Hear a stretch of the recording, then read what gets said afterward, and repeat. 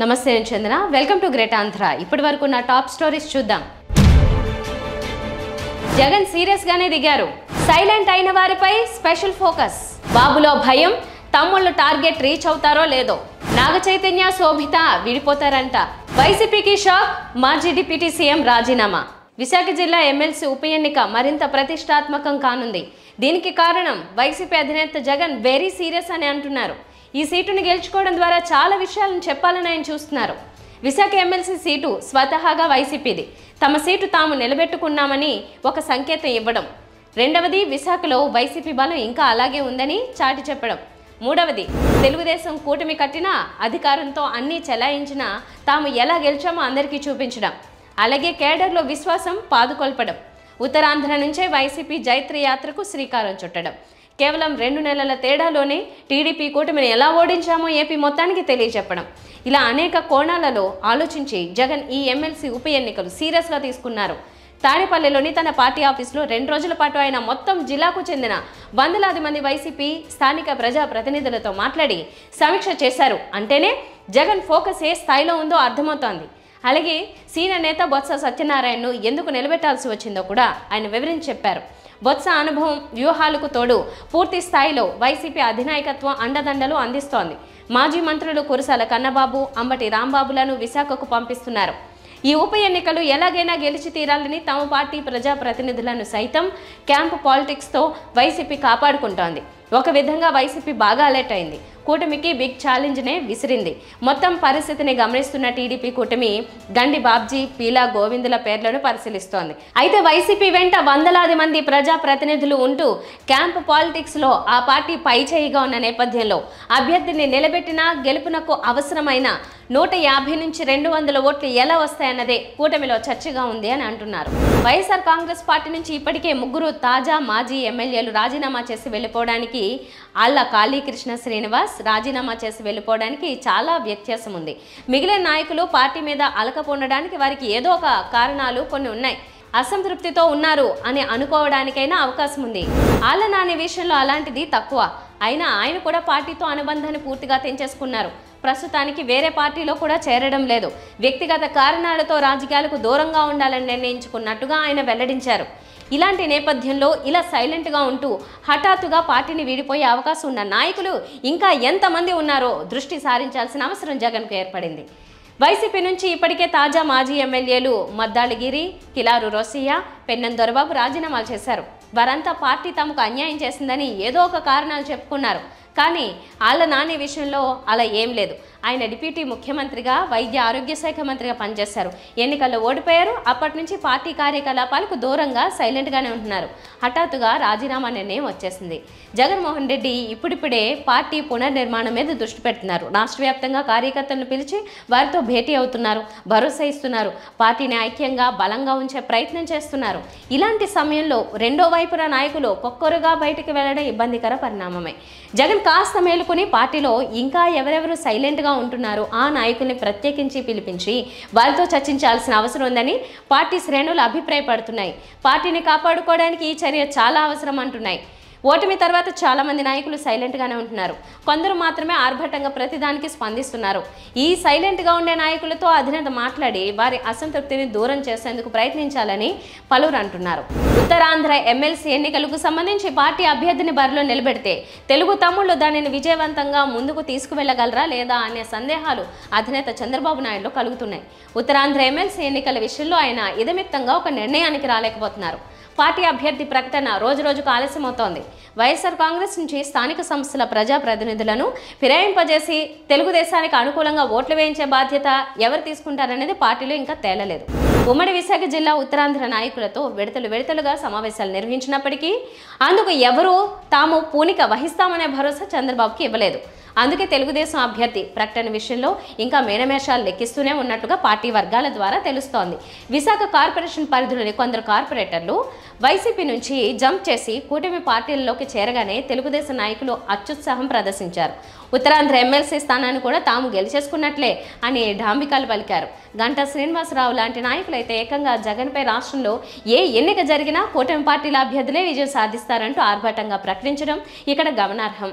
ఇలాంటి నేపథ్యంలో పార్టీ అభ్యర్థి ప్రకటన మాత్రం మళ్ళీ వాయిదా పడుతూనే వస్తోంది. కొన్ని రోజులుగా ఇవాళ టీడీపీ అభ్యర్థి ప్రకటన ఉంటుంది, రేపు ప్రకటన ఉంటుంది అనే లీకులతో రోజులు నెట్టుకొస్తున్నారే తప్ప అసలు పోటీ గురించి నిర్ణయం ఇంకా జరగలేదని తెలుస్తోంది. ఉత్తరాంధ్ర ప్రాంత నాయకులతో చంద్రబాబు నాయుడు సమావేశమైనప్పుడు సుదీర్ఘంగా మంతనాలు సాగించారు. వైసీపీ నుంచి ఎన్ని ఓట్లు తమకు పడే అవకాశం ఉందో లెక్కలు వేసే ప్రయత్నం చేశారు.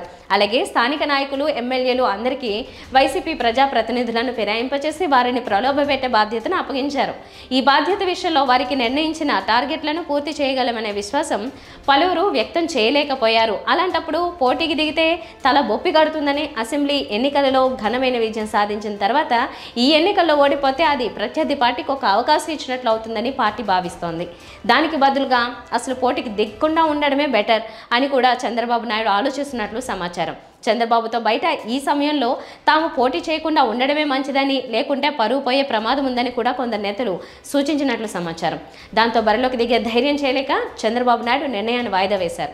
ప్రస్తుతానికి 6 సభ్యులతో ఒక కమిటీ ఏర్పాటు చేసి పోటీ చేయాలా వద్దా నిర్ణయించాలని సూచించారు. అంటే ఫిరాయింపులు సాధ్యం అవుతాయో లేదో వీరు బేరాలు లెక్క తేల్చాలి అన్నమాట. వేణుస్వామి గుర్తున్నాడా? గతంలో నాగచైతన్య, సమంత విడిపోతారని చెప్పింది ఇతగాడే. ఇక తను జాతకాలు చెప్పనంటూ ఆ మధ్య తనకు తానుగా ప్రకటించుకునే ఈ మేధావి ఇప్పుడు మరోసారి తెరపైకి వచ్చాడు. ఈసారి కూడా నాగచైతన్యనే టార్గెట్ చేశాడు. నాగచైతన్య శోభిత నిశ్చితార్థం పూర్తయిన వెంటనే వైట్ బోర్డు, స్కెచ్ పెన్తో రెడీ అయిపోయాడు వేణుస్వామి. తనకు తెలిసిన జాతకం మొత్తం పరిచేసి ఈసారి కూడా నాగచైతన్య శోభిత విడిపోతారని అంటున్నాడు. నాగచైతన్య సమంత ఎంగేజ్మెంట్ జరిగిన వెంటనే వాళ్ళిద్దరూ విడిపోతారని చెప్పాను. ఇప్పుడు కూడా నాగచైతన్య శోభిత నిశ్చితార్థం అయిన వెంటనే చెప్తున్నాను, వీళ్ళ జాతకాల్లో కూడా దోషాలు ఉన్నాయి. 2027 తర్వాత వీళ్ళ మధ్య సమస్యలు వస్తాయి. ఓ స్త్రీ వల్ల వీళ్ళిద్దరి మధ్య సమస్యలు ఏర్పడతాయి. 2027 తర్వాత 100% వీళ్ళు విడాకులు తీసుకుంటారు. వైవాహిక జీవితానికి సంబంధించి ఏ కార్యక్రమాన్ని ఆగస్టు 8న చేయకూడదని, కానీ వీళ్ళు మాత్రం మ్యాజిక్ నెంబర్ 888 చూసి ఎంగేజ్మెంట్ చేసుకున్నారని అంటున్నాడు వేణుస్వామి. జాతకరీత్యా నాగచైతన్య సమంత కాంబినేషన్కు 50 మార్కులు వేసిన వేణుస్వామి అదే టైంలో చైతు శోభిత కాంబినేషన్కు 10 మార్కులు కూడా వేయలేదు. కెరీర్ పరంగా సమంత జాతకం 100% బాగుందని, శోభిత కెరీర్ మాత్రం 20%మే బాగుందంటున్నాడు. ఇద్దరు జాతకం, సమంత జాతకాన్ని అలాగే శోభిత ధూళిపాల జాతకాన్ని విశ్లేషిస్తే మీరు అబ్జర్వ్ చేశారో లేదో, ఇద్దరు జాతకాల్లో కూడా శని దృష్టి అనేటువంటిది కుజుడి మీద ఉంది. ఇక్కడ కూడా చూడండి, శోభిత జాతకంలో శని దృష్టి అనేటువంటిది కుజుడి మీదనే కాదు, శుక్రుడి మీద, గురువు మీద ఉంది. సో వీరి జాతకంలో 2027 నుండి సమస్యలు ఉండే అవకాశం ఉంది. 2027 వరకు సో బాగానే ఉంటుంది వ్యవహారం. 2027 నుండి వైవాహిక జీవితంలో సమస్యలు అనేటువంటి ఏర్పడతాయి. అలాగే వీరి సమస్యలకు ప్రధానమైనటువంటి కారణం ఒక స్త్రీ మూలకంగా ఉంటుంది. ఒక స్త్రీ మూలకంగా వీళ్ళ భార్యాభర్తల మధ్యన గొడవలు వచ్చేటువంటి అవకాశం ఉంది. సో వీళ్ళ జాతకంలో నా అల్టిమేట్ స్టేట్మెంట్ ఏంటంటే, శోభిత ధూళిపాల మరియు నాగచైతన్య జాతకంలో షష్టాష్టకాలైనాయి. మీరు కావాలంటే చూసుకోండి, షష్టాష్టకాలైనాయి. ఆ ఒకటే కాదు, పర్సనల్ జాతకాలు కలవకపోవడమే కాదు, ఇవాళ పెట్టినటువంటి ముహూర్తం కూడా మంచి ముహూర్తం కాదు. కానీ వాళ్ళ జాతకంలో ఖచ్చితంగా కళత్రం అనేటువంటిది కనిపిస్తూ ఉంది. కళత్రం అంటే విడిపోవడము, కళత్రం అంటే విడిపోవడము. 7th హౌస్లో రాహు ఉన్నాడు, అలాగే లగ్నంలో కేతు ఉన్నాడు. చిన్న పిల్లవాడిని అడిగినా చెప్తారు ముహూర్తం తప్పు. అలాగే వీళ్ళ కాంబినేషన్ షష్టాష్టకాలైనే, శోభితాది మరియు నాగచైతన్యది. ఒక విషయం చెప్పాలంటే, సపోజ్ మీరు అడిగారనుకోండి, గురుగారు మీరు మీకు తెలిసి ఎన్ని మార్కులు వేస్తారండి ఒకవేళ నాగచైతన్యకు సమంత కాంబినేషను ప్లస్ నాగచైతన్య శోభిత ధూళిపాల కాంబినేషన్ అని మీరు అడిగితే, నేను క్లియర్గా చెప్తున్నా, చైతన్య సమంత 100కి కనీసం ఒక 50 మార్కులు వేయచ్చు. చైతన్య శోభిత 100కి 10 మార్కులు కూడా వేయలేను. అలాగే సమంత జాతకం 100% బాగుంది ఇండస్ట్రీ పరంగా తీసుకుంటే. అలాగే శోభిత జాతకం తీసుకుంటే 20% బాగుంది కెరియర్ పరంగా నేను చెప్పేది. సో ఓవరాల్గా తీసుకుంటే నేను అడిగేది ఏంటంటే, నేను చెప్పదలుచుకున్న పాయింట్ ఏంటంటే, నాగచైతన్య కాంబినేషన్ ఆఫ్ శోభిత 100కి 10 మార్కులే, and Naga Chaitanya Samantha 50 marks. So ఇంత 50 మార్కులు వేసినటువంటి వాళ్ళే విడిపోయారంటే మరి కాంబినేషన్ ఆఫ్ సమంత నాగ చైతన్య శోభిత కాంబినేషన్లో మరి నేను 10 మార్కులు వేస్తున్నా 100కి అంటే ఇంకెంత ప్రభావం ఉందో చూడండి. ఎందుకంటే శోభిత జాతకంలో చాలా ఎక్స్ట్రీమ్ ప్రాబ్లమ్స్ కనిపిస్తూ ఉన్నాయి. సో ఒక స్త్రీ మూలకంగా వీళ్ళ జాతకంలో వీళ్ళు విడబాటుకు గురయ్యే అవకాశం ఉంది. వైసీపీకి ఎదురు దెబ్బ తగిలింది. మాజీ డిప్యూటీ సీఎం వైసీపీ సీనియర్ నేత ఆళ్ల నాని పార్టీ పదవులన్నింటికీ రాజీనామా చేశారు. గత ఎన్నికల్లో ఆయన ఏలూరు నుంచి పోటీ చేశారు. తన సమీప టీడీపీ అభ్యర్థి బడేటి రాధాకృష్ణయ్య చేతిలో 60,000 పైచులకు ఓట్ల తేడాతో ఓడిపోయారు. వైసీపీ ఘోర పరాజయం అనంతరం ఆయన మౌనవ్రతం పాటిస్తున్నారు. ఏలూరు అసెంబ్లీ నియోజకవర్గ ఇన్ఛార్జ్ అలాగే ఏలూరు జిల్లా వైసీపీ అధ్యక్ష బాధ్యతల నుంచి తప్పుకుంటున్నట్టు ఆయన పేర్కొన్నారు. పార్టీ పదవులకు రాజీనామా చేస్తూ ఈ మేరకు వైఎస్ జగన్కు ఆయన లేఖ రాశారు. వ్యక్తిగత కారణాలతో భవిష్యత్తులో రాజకీయాలకు దూరంగా ఉండాలని అనుకుంటున్నట్టు జగన్కు రాసిన లేఖలో ఆయన తెలిపారు.